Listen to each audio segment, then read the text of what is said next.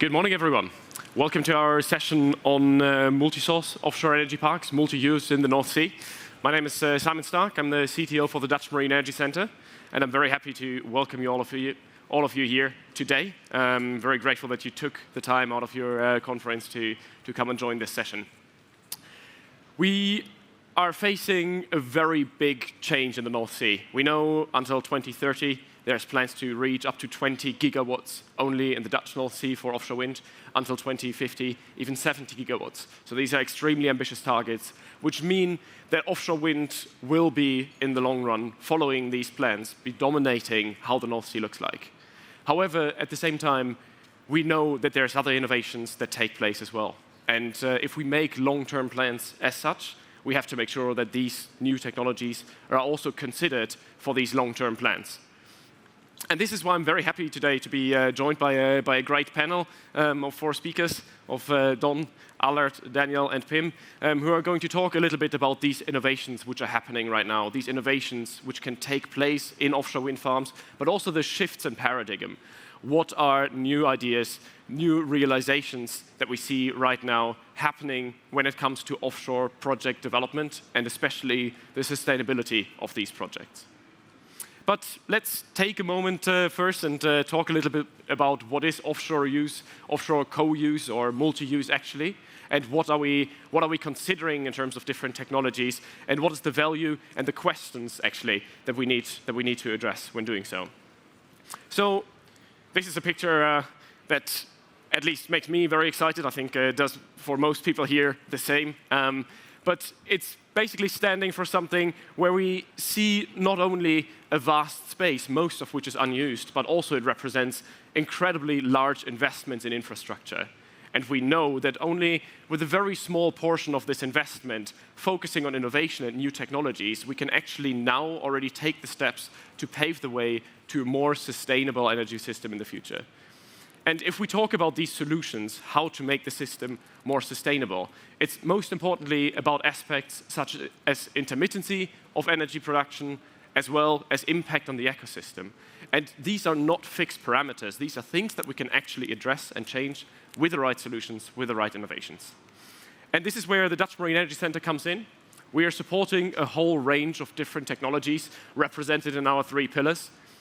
First of all, coming to energy production, we focus on wave energy, tidal energy, floating solar technologies, floating wind innovations, but also a few other technologies in there. But then, for an offshore energy system, you also need to balance. You also need to capture some of the remaining intermittencies, and this is why we also focus on offshore storage. Energy system integration, how can different solutions play together to produce energy reliably? And lastly, everything we do is with the goal of sustainability. So offshore projects need to be designed in a way that they're as sustainable as possible, don't have negative impacts on the ecosystem, or can maybe even help restore the ecosystem there as well. So overall, our role in this sector is to quantify how can we design space more efficiently, how can we do park layouts and park designs combining all of these solutions, how can we overall design an offshore system that is reliable, and how can we quantify this reliability in terms of capacity factors, in terms of curtailments, but also in terms of low production hours and how these can be reduced as much as possible. And lastly, how can we quantify and improve sustainabilities, finding the hotspots, where is the biggest impact, and where are small changes that can go a long way to make the system overall more sustainable. So this is one of the examples of where we're trying to quantify this. And this is an example where we're modeling actually how an offshore energy park performs if you combine different sources. What you see here on the side is actually the layout of a wind farm. I feel like this is the crowd where we could play the guessing game, which wind farm are we seeing? But I won't tease you. This is to north of the Nevada Island, so north of the Water Islands. This layout is basically based on a study that has been done on the wind park previously already. But what we have done is we've added 2 more energy sources to this. We've used the same array. We didn't do any changes in terms of the area that is occupied by this farm, but we added floating solar technologies as well as wave energy in the mix to see how the production profile changes. And this is exactly what you see in this graph. And I think this graph shows a lot more than you might think, first of all. But the orange lines are what you should focus on, because this is representing how often does a certain gap occur. And each gap is a moment where we're not producing enough energy, where we're producing less than 20% of the overall installed capacity. And we can see that we can reduce these gaps to much, much shorter time frames by actually combining these different sources. Where before we, in some cases, have multiple days in there, and the graph actually goes further. We cut it off there, but there's, in some cases, 5-6 days where there's no production or very low production only. Actually, by combining these sources, we manage to shift everything to the left. The gaps become much smaller, and we have a much more reliable energy system. So this is about the type of quantifications that we do. This is just an example of how we try to quantify how the energy system can look in the future if we actually use all of these innovations. But this is only part of what we're doing. The Dutch Marine Energy Center is a knowledge center, but at the same time, we're also an accelerator. We're trying to support these solutions and actually give them a right way to the market. And this is what we're doing in a few of our projects. And I'm very happy today to announce one of our new flagship projects, the Nautical Sunrise project. In that project, we will be working together with RWE and with Solar Duck on the 5-megawatt installation, which they will be realizing as part of the Hollandse Kust West wind park in the Netherlands. And this project will be supporting all the research in terms of reliability, performance, as well as sustainability of the installation to improve floating solar even further and make sure that this is not only an installation, but actually a research program to get as much as possible out of this 5-megawatt installation. On top of that, we also already for a couple of years are coordinating the EU SCORES project, which is doing something very similar, combining different technologies with offshore wind parks. But we're also working together with a whole number of utilities who are interested in this concept. We're helping them to quantify in different locations what does the layout look like, what does the energy system look like, and how can we overall look at sustainability and calculate the important KPIs for that as well. So we're doing so, for example, in Ireland, here in the Netherlands as well, Belgium, Germany, France, Portugal, and Greece. And these are all places where utilities right now are looking at what are the multi-use solutions that we can implement.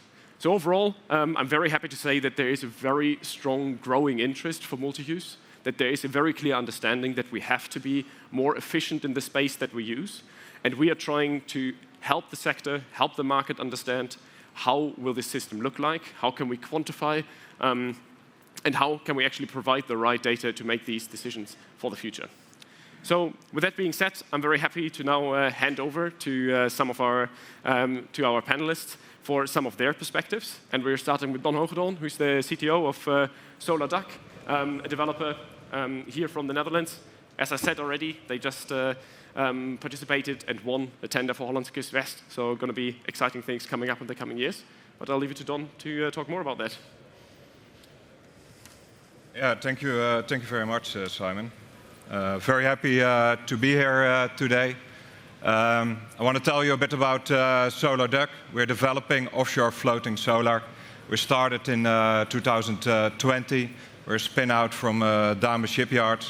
On the background, you see Meganter, our offshore pilot. We already have a pilot here in the Netherlands. This will be our offshore pilot, and this will be launched end of this year on the North Sea. So on the left side, you see how it will look when it's assembled. And here you see a step in the assembly phase, how far we are currently today. Furthermore, I want to announce that we just raised 15 million with leading Dutch investors and Norwegian investors. So a major step. We're fully financed to develop the company in the coming years.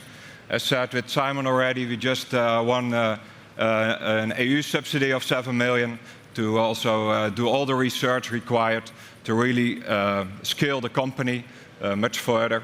And at the same time, we're also already in the process of manufacturing a plant in Tokyo. So all the components are currently ordered, and it will be launched in April next year.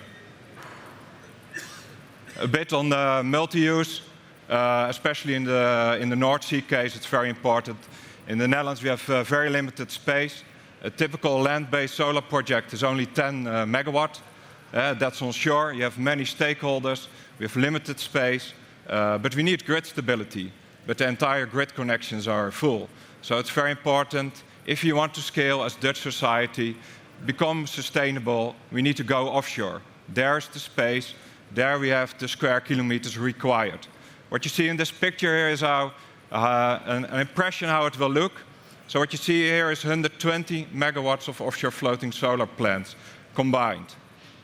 What you already see here is that the wind time is typically 10, 16 megawatts. 16 megawatts is a new wind turbine. Here you see 120 megawatts of solar in the same space. So we have a much higher energy density, so we need much less North Sea to deploy gigawatt scale solutions. We're working together with RWE. They have one Hollandse Kust West 7. And there we need to build 5 megawatts. And it will be delivered in 2026, and it will be grid connected. The nice thing about solar is that it is very scalable, much more scalable than offshore wind. So, of course, it takes a while to get there, but then we can really scale on gigawatt scale. And the ambition is in 2030 to deploy at least 1 gigawatt per year. But of course, that is the North Sea. Why the North Sea? I already explained, but the world is much bigger. So we have a cooperation with TNB in Malaysia, where we'll build a demonstrator of 0.8 megawatt. That's at the Tioman Island, according to Times Magazine, the most beautiful island in the world. So I'm looking forward to go there and to really enjoy the beach there. But we also built this demonstrator. And what you typically see around the equator is that you have much more benign conditions, lower wave height, lower winds, higher irradiation. That's also, of course, very positive for the business case. And then you really should think about locations like islands, but also megacities like Jakarta.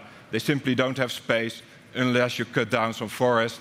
There's no wind, there's no wave, there's no tidal. So the only way forward is offshore floating solar. Thank you.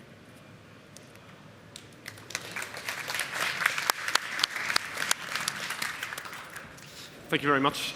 Thank you very much, Don. I think very good perspective on not only the Dutch market, but also markets abroad. The Netherlands is one of the leaders in floating solar, offshore floating solar right now, which not everyone might be aware of. But that means we've got more than one developer here right now. So I'm very happy to now also introduce Allard van Hoek, who's the CEO of Oceans of Energy, leading the development there in floating solar panels for quite a few years already. So I'm very keen to hear more about you and also about your most recent experiences offshore in the North Sea. Yes, sure. So we started, the company started in 2016, but in 2019 we started with our offshore deployments. And that was the project North Sea 1, followed by North Sea 2. And those were the first offshore solar systems installed at full sea in high waves. So that was very exciting. And with these two projects, we put offshore solar on the world map. I think that was really important for the industry. This is the first time that offshore solars were really on a farm scale with the purpose of being an offshore solar farm in the high waves. So this is very positive for the industry, and we're also very proud of our team and very grateful to all our partners and everybody who supported it and every institution that gave us all the support. And now we're still on the NS2 project. This has been an enormous learning experience for us. We're still expanding and continuously improving. This is where we learn. It's a very rough location. It's representative for the North Sea, the combination with wind farms. I think what's really different in offshore solar, what's worth to recognize, is that you need to cover a large area. It's small compared to the rest of the sea, but you need a certain area to actually collect the sun radiation. And that gave us a revolutionary design choice from day one. And this is that we used the seawater as part of our structure, let's say. It's like, our system is like a water lily. It floats in the sea, and the water helps it, supports it. So like a water lily. If you lift it out of the water, the leaf of a water lily, it will collapse. But in the water, it stays strong. And this gives us a path to reduction of materials, because that's really important.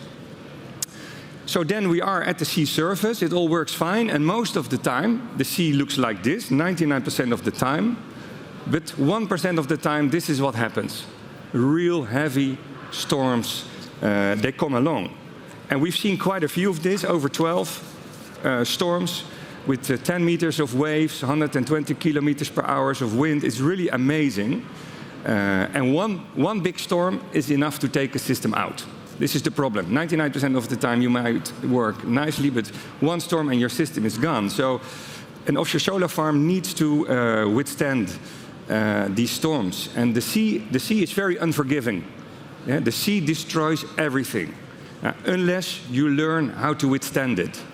And over these last years, this is what we learned. We've seen many issues in our system. Year after year, we found new issues that we always managed to improve.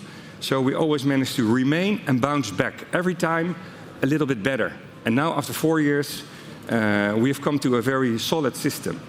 And the other thing to highlight is that the real live data, the real data that we measure here on the sea, this has given us an enormous amount of knowledge and understanding of our system and of the phenomena that occur. And it also allowed us to use this data that we measure to put it into our software, our simulation models. Because when we started, there was no commercial software actually able to predict multiple bodies in high waves. And now we have an in-house software that we have developed using those loads. And that software is able to predict much better the loads than any commercial software. So we validate those results with the real live data. This is our vision for the future. Offshore solar combined with offshore wind. You see some part of the wind farm used for offshore solar. By far not everything. There are still big shipping lanes, also big corridors, sailors that want to pass through. We can leave plenty of room, because if you only fill 20% of the wind farm space, you can already double the amount of energy that this energy farm gives over the year. And if you use almost all of the spaces, still leaving corridors free for shipping, maintenance and so on. But if you use more of the space, you can go up to 5 times more energy per year of the same bit of the sea, the same area of the sea. So we are now building our NS3 project, which is the EU SCORE project that you mentioned on the first slide. And also our Hollandse Kust Noord 1 project. This is a commercial project where Shell and Eneco, together in the Crosswind, they have actually purchased the farm, and we are going to install the first offshore solar within an offshore wind farm here at the North Sea, even an electrolyzer included there. So for us, we believe multi-source energy farms are definitely the way forward. You make much better use of the sea space. But it's also very important to do this in harmony with nature. Now, what does this mean, in harmony with nature? Because everything that mankind does will have an impact. There will be positives and negatives.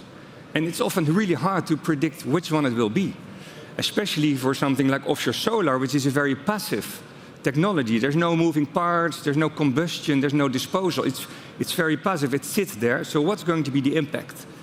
And actually, there's no way for people to predict it. And the modeling can never nature doesn't allow itself to be modeled. So the only way to do this is to install different technologies on different scales, 5 megawatt, 15, 50, 100, 500 up to 1,000, and keep on monitoring what's really happening in nature. And some technology may have at the 500 megawatt scale some negative effects, but on the 1,000 megawatt scale, actually the positive effects are much bigger. And this is really the only way to go into the future, to monitor the realities. Now, if you look at the downside, offshore solar will always remain very small. If we look at the 3 gigawatt that's now projected in 2030, which is a high milestone, this is only 0.003% of the Dutch North Sea. And the Dutch North Sea is 1/10 of the total North Sea, so it's 0.003% of the total North Sea area. And even if we grow to a scale where the offshore solar will deliver half of the energy demand of the Netherlands, we're still talking about 3% or 5% of the total North Sea within offshore wind. So we started monitoring from day one. The monitoring in the systems is key for the studies that we do. And as I said, as we're going to monitor the farms when they grow bigger, this is very exciting. And there may be quite interesting upsides. For example, the presence of offshore solar will have a different hydrodynamic effect than the bottom-founded wind.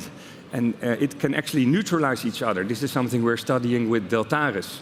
And another thing is the biodiversity. The floating systems are like artificial reefs, so things will grow there. Well, we can decide from day one to prevent all this growth and have nothing there. But wouldn't it be nice to see what nature itself is going to do when it's going to start growing there like artificial reefs, and where fish can, it can become nursery homes for fish. So imagine our offshore solar and wind farms as protected marine areas where fish can actually nurture, grow up in safety, and then move out to the other regions. So this is very exciting, and I think we have a lot to offer to the world. And in terms of our focus, we are now focusing on the North Sea. This is really our focal area. But as we know, half of the world population lives near the shore, within 100 kilometers. So the whole world is going to be benefiting from what we're doing here. Thanks a lot. All right. All right. Thank you very much, Alain. Yeah, you can pass it over. You can do one click, and then yes. There we have Daniel. Daniel's the CEO of Flask. We've heard a lot about energy generation offshore right now, but as I said in the beginning, it's not the entire story. If you want to have a completely reliable and robust system, you need storage as well. So I'm very happy to hear the story of Flask. Yes. So first of all, thank you for having us. It's a great platform to be presenting Flask. So a bit about us, we're a startup originating from Malta. We were spun out and we've been based here in the Netherlands since the past 4 years. And that's really where we started focusing on commercializing our technology. We have a system to store energy offshore within the footprint of a wind farm or a solar farm or a multi-use farm. That's of course the end goal. And it's a system designed for offshore. So we use marinized subcomponents that already exist, that can be integrated within the offshore environment, and where there's also a good understanding of how these components interact with nature. So we borrow a lot of knowledge from the oil and gas sector. We did a proof of concept back in Malta. That was the first stepping stone. We validated some of our key assumptions. One of those being is that if we store energy, in our case, we use compressed air, so it's a very safe and sustainable medium, but it heats up, and we actually use the marine environment as a way of stabilizing the temperature. So it's an isothermal process. That's really the holy grail for anyone who's ever worked with compressed air storage. So the marine environment just gives us this effect in a very passive and natural way. So that was a key assumption. We validated this. We actually obtained the first statement of feasibility from the NV for an offshore energy storage system. This was quite an interesting process as well to rethink some of the land-based assumptions. We have been working in a very collaborative way. This allows us to accelerate as a startup. So we collaborate with Subsea 7, a world-leading EPCI contractor, again, to see what is the established knowledge in the offshore sector and de-risk our technology. We work with Siemens Energy and some other partners, again, to help us get quicker to the market. We're now working on a demonstration project which will be part of a floating wind turbine system, will be installed in Greece. You can see the image in the top in the middle. That's one of our energy conversion systems. That goes topside on a floater. And we've now been awarded an Interreg project called Offshore for Sure, where we'll be doing a digital twin of our system specifically designed for multi-use to test different input sources, so wind, solar, wave, and then combinations thereof, which is very interesting because that can impact the energy storage need for the system. And next year, we'll start our final qualification process. That will take us 2 years. And in parallel with that, we want to secure our first wind farm pilot, adopting similar models, so looking at the upcoming tenders and seeing when is it the right time to start pushing for commercial scale offshore energy storage, which I believe to be very soon. On the multi-use topic, I of course could rely on my colleagues to talk a lot about the nature inclusivity, the stability of power supply, so really like the natural aspect, the technical aspect. We can all understand the lights need to stay on, we need stable power, but there's also a commercial aspect. So this has really been our focus as a startup. What is the value of delivering more stable power from offshore renewables? What does it mean, euro per kilowatt hour? So we've done an extensive study as part of our collaboration with Siemens Energy, looking mainly at the UK. UK has a lot of mature wind farms already operating. It has a very challenging process right now with auctioning new projects with the recent CFD results. So in short, developers are asking one question: what more can we do with our offshore consent? So we're given a plot of sea, we can build a wind farm, we can add solar, we can add wave, and then we get more electrons. But can we also get more euros or pounds for each electron? And that's the question we've been trying to answer. And the answer is yes. If you add even a relatively small amount of storage that enables the wind farm to adjust its output by plus or minus 10%, kind of like a large knob you can turn to ramp up the output by discharging your system or ramp down by charging your system, you can participate in different markets. You can participate in balancing markets. You can sell your energy for more, because now we have an element of predictability, which means that the business case for the wind farm or for the multi-use farm improves. And fundamentally, it means that more of these will get built, because we know that there's a lot of financial pressure on offshore renewables. And this is being seen as a bottleneck. We can look also at the US, what's happening there. So all of the points are, of course, very important. But I just wanted to add this because I knew that, of course, the ecological aspect is going to be very well covered. What we do is also in harmony with nature. We use the marine environment as a natural heat sink. We don't change the temperature of the sea, but rather allow it to stabilize our system. And this just shows like one possible concept for a multi-use park. That's a gigawatt of wind. The dots are the turbines. We can add wave, we can add solar in different ways. And then the energy storage system is just taking the output of 8 of the total turbines and giving us this like plus or minus 10% variability. We'll present a bit more about this study at Wind Europe next year. It's a work in progress. And it's quite interesting because it really allows us to rethink the energy output from a wind farm. But coming back maybe to the Dutch focus, so we've done like an assessment of the North Sea as a market for offshore energy storage. And there's a huge amount of wind farms that will hopefully come online in the next decade. If we assume even a small percentage of these implement offshore energy storage for improving business case or for supporting other things they're doing, it's in itself a huge market. If we just look at the Dutch requirements for offshore space in terms of the energy ambitions, that's a lot of thousands of square kilometers. So yes, we can do a lot with that. And we should also maximize the value of what we get out of it. And we're looking at the next tender rounds. IJmuiden-Ver, I felt, was not very ambitious on the flexibility side. So yes, there's a huge flexibility requirement on IJmuiden-Ver Beta, but it's demand side. And if the objective is to reduce congestion, it's quite logical. If you want to avoid congestion, you attack it where it starts. So if there's a surplus of power because there's a lot of wind, it would be interesting to think about storing it where it's produced and then already delivering a more stable supply to shore. But there are some hints that maybe this will be more ambitious in consecutive rounds. So of course, we are keeping a close eye on that. Eager to collaborate, eager to explore ways of piloting our system. And yeah, if anyone's interested in that or just is curious about how it actually works, we have a stand in the Innovators Dock just around the corner, so you're more than welcome to come by, have a chat. And yeah, and again, thanks for having us, and thank you all for your attention.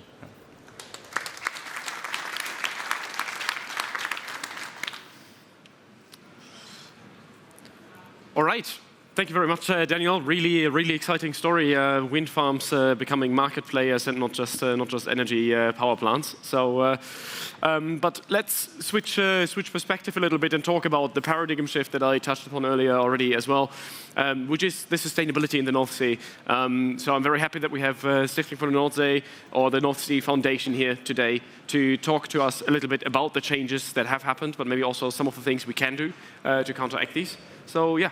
Pim, the floor is yours. Yes, thanks for having me. So I'm Pim Somers. I'm a project manager at the North Sea Foundation, working on offshore nature-friendly area, nature-friendly energy, I should say. So I've been giving a bit more of an NGO perspective to this story, a bit more of an ecological perspective. So in order to do that, we need to understand the current situation of the North Sea. As we all know, it's very, very busy at the North Sea. You can see all the human activities, even though that is, the North Sea is our biggest nature area in the Netherlands. So all these offshore activities, it's becoming very, very busy, and they all have an effect on the ecosystem. From sand extraction to oil and gas extraction, shipping, fishing, but also renewable energy will have an impact on the ecosystem. But we should not forget that there's also additional pressures from climate change that will keep continuing to happen in the coming decades. So all these human activities and human use in history have resulted in a poor quality of ecology in the North Sea. So we're not only facing a climate crisis, but also a biodiversity crisis. Also, the OSPAR Commission recently published their quality status report in last September, and it again stated that the quality of the North Sea is very poor. So the ecosystem is out of balance, but why should we care? Well, we should care because the ecosystem provides us with all the services that we need. So it's not only helping to counteract climate change through carbon storage, but it also provides us with food through fisheries and other types of services. So if you would imagine the system being this Jenga tower, we have taken out too many pieces, making the system less stable. So when applying new human activities, we should really take care to add blocks back into this system to make it more stable, rather than further destabilizing it. So when looking at multi-use developments, we should have an ecosystem approach. This graph is from the Dutch Wind at Sea Ecological Program, which also looks at offshore wind. We all know that it has direct impacts through, for instance, bird collisions. But there are also a lot of indirect effects on the ecosystem through abiotic changes. So there's more mixing of water layers, there is changing in nutrients, changing in suspended particulate matter. So this changes also, for instance, algal growth, and thereby drives bottom-up changes in the ecosystem. But now we're putting in extra human activities, which will also have impacts on indirect and direct impacts on the ecosystem. And we should really try to understand these effects in order to make sure that the system does not destabilize even further or get further degraded. I'll skip over this for the sake of time. So this is the picture that we are all working towards, and as also demonstrated by the previous speakers, well, it is efficient for space, we can share infrastructure, we can share resources for operation and maintenance, but we should also, in this picture, really include these interaction effects of these human activities. So we know we are looking into effects of offshore wind and also of offshore solar, but we should also really look into this combination, because often these impacts of a combination is much higher than only the sum of the separate impacts. So we should really look into these combinations, and not only with renewable energy, but also with other sectors. Also shipping and fishing will have an impact on the ecosystem that is influenced by renewable energy infrastructure. I'll skip over this for the sake of time as well. So how do we see this, the conditions for multi-use? I think we should really consider the North Sea as the nature area that it is. So really see nature as the basis of the whole system. We should really apply an ecosystem-based approach in not only looking at the direct effects, but also the indirect effects and all the cumulative effects with other sectors that are also taking place in the North Sea area. Because we are working in a degraded system, all the activities that we are putting in are additional in a system, should strive to be nature net gain. So they should add to this Jenga tower to make it more resilient and more stable, rather than further destabilizing it. Otherwise, our services that we get from the sea might collapse. And I'm very happy to hear that there are some multiple monitoring projects already on the way. So monitoring is, I think, key in understanding the effects, because, as Allard already said, it is very hard to model. So these pilot projects should be really closely monitored, and also in the long term. The precautionary principle, well, when applying it large scale, we should really make sure that we understand better the effects before we go large scale. So we should really know what the effects will be, and if these effects are more negative than expected, we should apply adaptive management in order to counteract these negative effects on the ecosystem. And I think a very important point also in paving the way for multi-use is stakeholder engagement in finding an international even vision on multi-use and how we're going to apply it in an ecologically just, but also a good way for a stable grid connection. Yeah, so that is the way. So nature is your ally in the energy transition. We should really take ecology into account because the ecological carrying capacity is very limited. So without taking into account ecology, we will not be able to achieve the energy transition. Thank you very much. Thank you very much.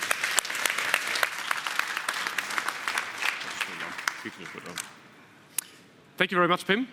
So that's the presentation part of our session, and we're now entering into something hopefully a bit more interactive. We've got roughly 20 minutes time now for a bit of a Q&A to discuss maybe some of the questions that you might have, but also just some general questions about multi-use. So I'll start off with the first one. In the meantime, you can start thinking, and I'll turn over back to you after this one. But yeah, we've heard a lot about the potentials of the combination, where maybe overlaps, but maybe very concretely, and that's to all the panelists. Where do you see the big advantages for you to seek out this synergy with offshore wind, like being next to wind turbines, working together with project developers? Where do you think are your biggest advantages in realizing your technologies through multi-use? You can just go through the row here, starting with Don. Yeah, I think it's very important that we start talking about energy farms, not so much anymore about wind farms. I think that needs some bit of mind shift in the government, in all the other stakeholders, because in the end that is where it should go. We have limited space, so how to make use of that efficiency in an efficient way. Then I don't care so much whether it's what the best combination is, but it will, I guess, be a combination of solar, wind, and energy storage to create a stable grid for the future of the Dutch economy. All right.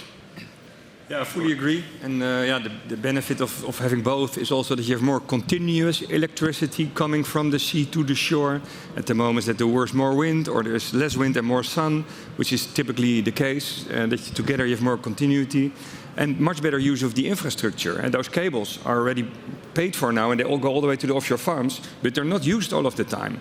So adding solar and adding storage will actually mean much better utilization of the same cable that is already there. And this is also why I agree with the Netherlands and all the countries looking at offshore wind, look at offshore energy. Because right now the connection hubs, the connection points in the wind farms are have only access for wind. If you include in the design something earlier on that allows plugging in more electrons, it's much better to do it in the early stage than to start making modifications offshore. So altogether, especially that power bundling, I think this is really a great area to look for together. Yeah, with wind. Yeah. Thanks a lot. Yeah, so from our perspective, there are, of course, infrastructure benefits, EPCI benefits, like from an installation standpoint, you can be installing different systems at the same time, and that creates a benefit. But the co-location aspect, in our case, we can offer the advantage of scheduling the output, making it first more stable, but then also making it better match the demand, because demand is something that also is a variable in itself. The interesting thing we saw, for example, from the UK market is then incentivizing co-location. And under the recent CFD mechanism, despite the challenges on the pricing, there was a very interesting incentive to co-locate storage with generation, where basically if you commit yourself to only charge the system from the co-located energy source, which could be solar, wind, you make that commitment, but then when you charge your system, you're still paid the CFD on the generation. So you're basically paid to charge a co-located storage system. And that, I think that's a step in the right direction to think of multi-use and including that in the tender conditions or in the subsidy conditions.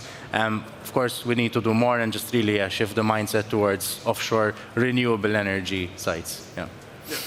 All right, thanks. Yeah, Pim, from the nature-inclusive perspective as well, where do wind parks come in there? What is their significance for you?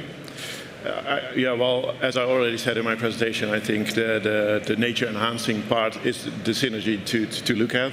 But also, I think it would be really good if we, as the Netherlands, have a better vision on where do we want what. Because now, with the site passports that we have in the Netherlands, they have a combination of various different sectors being present within the wind farm, and I think that should be based more on the potential for these sectors rather than putting them all in the same wind farm. So there should be a more driven, strategically putting in where do you put energy, where do you put nature enhancement, where do you put aquaculture. So I think we should really holistically approach this, and not only from the energy perspective, but also for other multi-use sectors. Yeah, very good point. And I can imagine that also data availability plays a very important role for nature-inclusive assessments and designs. So I can imagine doing measurements on site and project preparation also is something that you can benefit from. Yes, definitely. I think these pilots are vital in understanding to gather this data, and also to better, with future projects, apply mitigation hierarchy, so avoiding effects at the first point, but also minimizing the residual effects that there are, and going a step further in offsetting the nature enhancement in that sense. Yeah. Can I add to that? Yeah. It will be a bit longer future, but if solar really scales up and if energy storage scales up, you need also much less space for the same amount of gigawatt hours. So I think that leaves also space over for other users or for nature itself. And that's, of course, for the foreseeable future, in the current plans of the government, that's not even considered, that can go in that direction. But I think as industry, if we mature and show that we are bankable and that the technology survives and is fit for purpose, you will see also a mind shift that the farms will be optimized for an energy farm basically, and that should of course include nature as well. But you should look at from the entire energy farm, and then most likely you need much less North Sea to get the same output basically. Yep. Yeah, very good point. I want to give the chance also now to you, to the audience, to come with the questions. We've got a first one there, all the way in the back.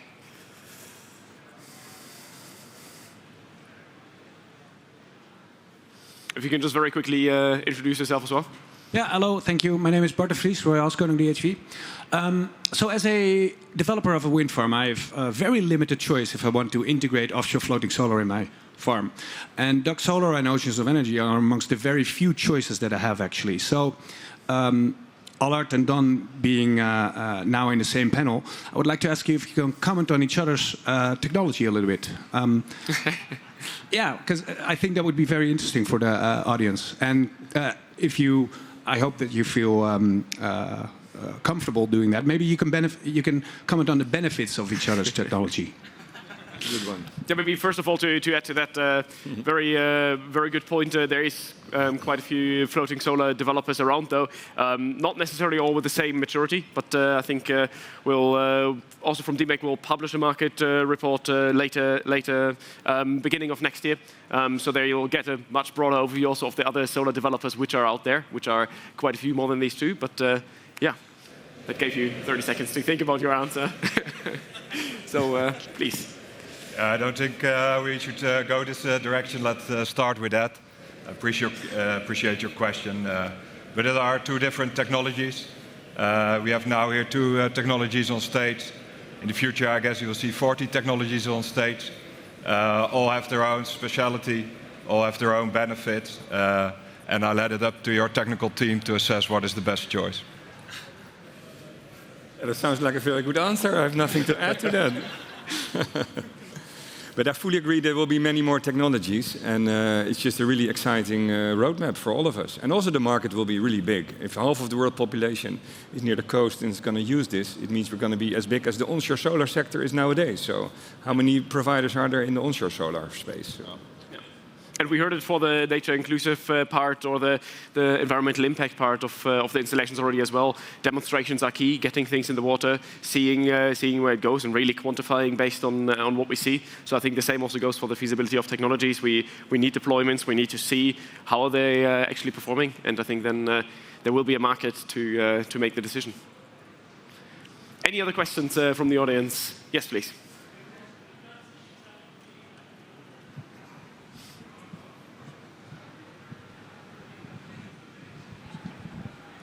Thank you for all your presentations. I'm Rebecca from Dame. I actually have 2 questions. The first, one of you mentioned that if you fill a wind park also with the solar panels, you have 5 times more energy. Are you talking about installed capacity or production? Because I think the production of solar panels is a bit lower than wind turbines. And the second question is, because you have less moving parts, does it also mean that you have less maintenance cost over the lifetime of solar panels? Yeah, so I mentioned that number, and it's actually amazing, and most people don't realize it. They think the solar might add 20, 30%, but we add 400% in total energy output, energy generated per year. So the peak capacity of solar, if you install it, is much higher than 5 times. It's about 15 times or 18 times. Yeah, those are amazing numbers, and most people don't realize it. This is really the benefit that solar will bring to offshore wind. And your other question was, again, maintenance. Yeah, we think maintenance will be much lower than offshore wind. Yeah, no moving parts. This is an offshore engineer's dream. It's just all you need. So we also think there will be different monitoring and maintenance technologies. It can be done much more remotely. Already now, when we go to our farms, we use the drone much more than visual inspection. So we don't need to go there. We go with the drone, and we can have all detailed pictures of everything we need. If you have a 500 by 500 meter or a square kilometer, you're not going to walk there. You use the drone, and you don't even need to go there. You start the drone from the shore. It's really exciting. So maintenance of offshore solar is really going to be, in our view, much less than offshore wind. Yeah. Yeah, and I think also in your offshore wind farms, you can make use of the combination. So for offshore wind, the ships will already go there quite often. For floating solar, they need to go less, but it can be the same crew basically, which will perform the maintenance. Yeah, very good points. Maybe we see there's a lot of interest in the Dutch sector, but also in the room for floating solar. But there's of course also the bigger question of the multi-use design, but also of the market mechanisms that stand behind it. We've already heard you talk a little bit about the CFD there in the UK, which obviously is one of the key market mechanisms there. Maybe based on that experience with the CFD, but also on the way that the Dutch tenders are set up for the offshore storage part. Do you see the Netherlands as much as a key starting market as we see it for floating solar right now, or do you think it's a bit more of an open question where the first steps will be taken? I certainly think the Netherlands, well, there's a reason we set up the company here. So I certainly think there's a... Probably. No, it's not. Looking at the tender requirements for Hollandse Kust North, Hollandse Kust West, those worked very much in our favor. We were able to put pilots into bids. There's the exclusivity challenge. Some of us are aware of this, and then you have to have the winning bid, and that's out of our control as a startup. So the ability to connect with developers, that was great because we were approached very organically. It was a requirement in the tender. And that got us talking, got us learning, and really gearing up and understanding what they need, what makes it interesting from their perspective. IJmuiden has the beta site with quite a large flexibility requirement. This is just, of course, my personal opinion. My disappointment there is that the narrative is very clear on avoiding congestion, yet there's no incentive to actually co-locate storage with generation. I understand that as much as, we talked about having 2 floating solar developers that are, let's say, offshore energy storage is possibly even a bit behind that. in the development cycle. So I understand it's going to take more time to start putting maybe more ambitious standard requirements. My concern sometimes is that the hydrogen narrative dilutes a bit the flexibility narrative, because hydrogen is, of course, an excellent energy carrier, but may not be as good for the intraday variability. Hydrogen production based on when there's some surplus power or when there's some cheap energy, I think will struggle to be feasible from an economic standpoint. So actually, we get a lot of questions for, can you deliver a system that can stabilize power for hydrogen production? So in that sense, then it's also a very strong signal. Of course, the Netherlands has huge hydrogen production ambitions. So I think it's the right place. I think it's possibly where we will have our first commercial project, given the trend of how things are going. But I would like to see more in the next rounds, more ambitions towards addressing a very serious grid and congestion issue, which is already quite real, and starting to really put the actual scoring criteria in line with the general technical ambitions. Yeah, that makes a lot of sense, and I think with the Dutch feed-in subsidy running out and new plans being made, this is a very good moment also to have a look at what can be done to support storage as well. Are there any more questions from the audience? Yes, we've got one in the back.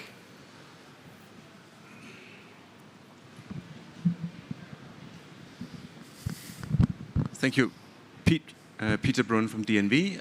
You showed some, I think it was Alex showing some very interesting pictures on storms in the North Sea. It's a very rough environment out there, and we also know that we need, from the technology side, to deal with extreme weather conditions or even 100 years or 50 years events.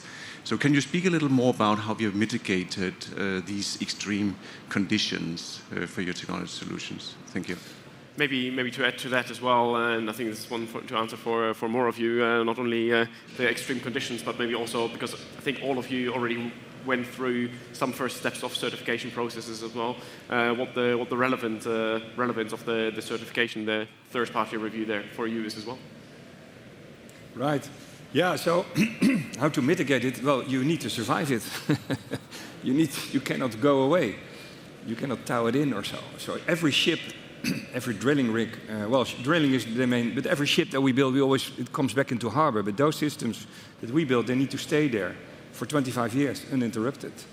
And it's a whole different design philosophy. If you work towards this, everything changes. And this knowledge is present in the Netherlands, but it's a very small sector in the Netherlands that actually is used to build something and keep it out there. It's almost as if you have something on the moon. You need to think about everything before you build it. So it's an art, I would say.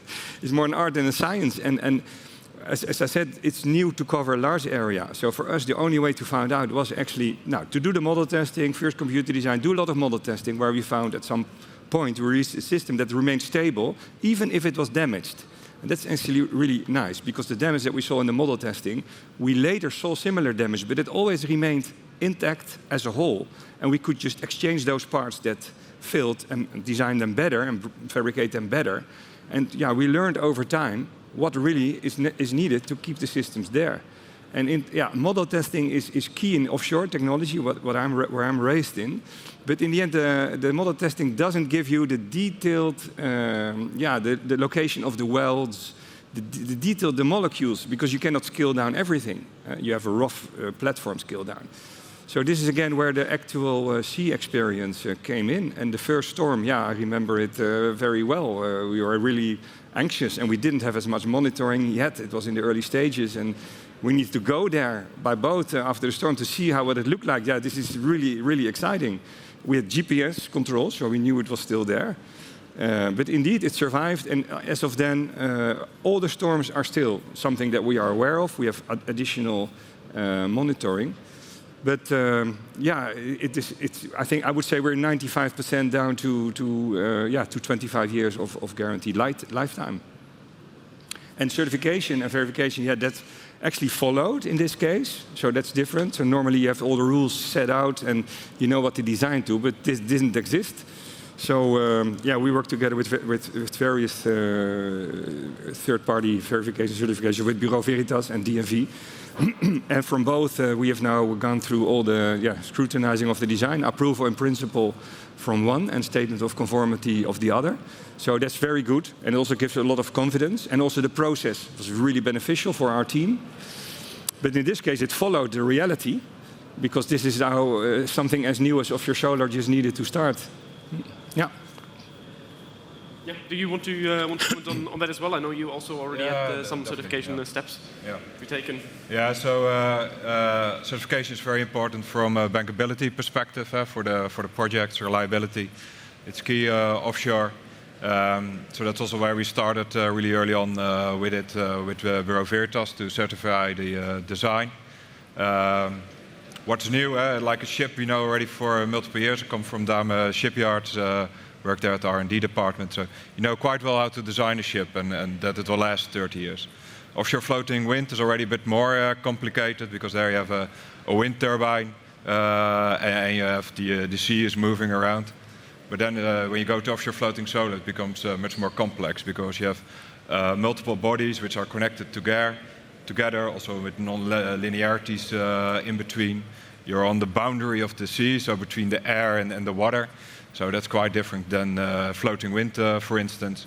So for that you need your set out the right steps, testings in the tank, making the simulations, doing material tests in the lab, and based on that you build on your TRL levels, technical readiness levels, till you achieve TRL 9. So with Maganser we will achieve TRL level 7, which is meaning offshore testing in a real environment, with also certification on that. By doing all those calculations, you advance in your design. Yeah. No, very good point indeed. And that's maybe a good moment. Appreciating that we are the only thing probably standing between you and lunch right now, to start wrapping this up, and I would like to maybe give each of you the opportunity to very quickly comment on two questions. First of all, given that we did a good job and are re-invited and sit here again next year, what is maybe something that you hope to be able to show or talk about then? But also, what is your longer-term perspective? What do you think the North Sea and its energy farms, but also other seas, will look like in 10, 15 years if we look forward to 2035? We can start with you, Pim. Yeah, for the North Sea, next year I hope that there's more attention for these cumulative effects, but also maybe a more